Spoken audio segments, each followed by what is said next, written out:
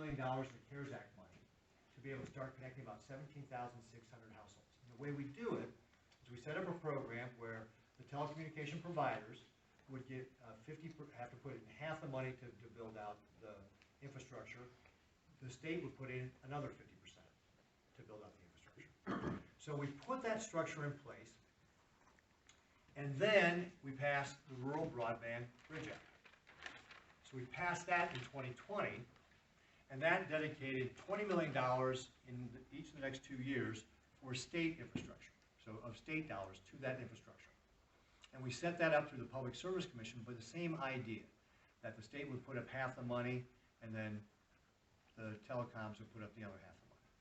And that would start connecting about 30,000 households.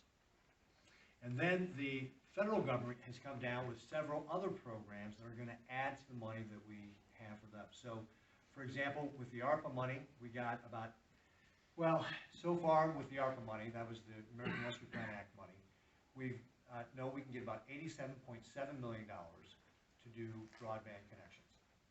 And so we just got that money assigned, and that money will, again, go out in grants to the Public Service Commission. So, for example, they just did about 60 grants through that with the ARPA dollars. So that will start, and they're going to do another round of like grant making or announcements here in December of this year.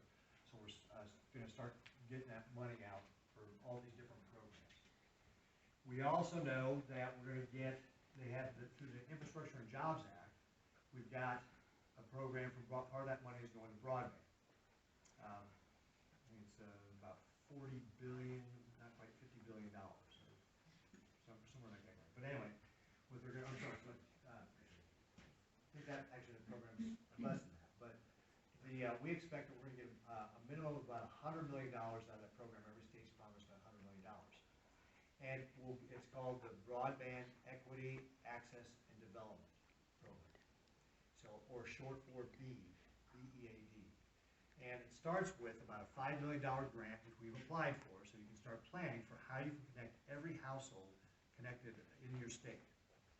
And then we'll get a follow-on from that plan, we'll submit it, and then the federal government will give us, like I said, at least $100 million and potentially more to be able to start executing on that plan.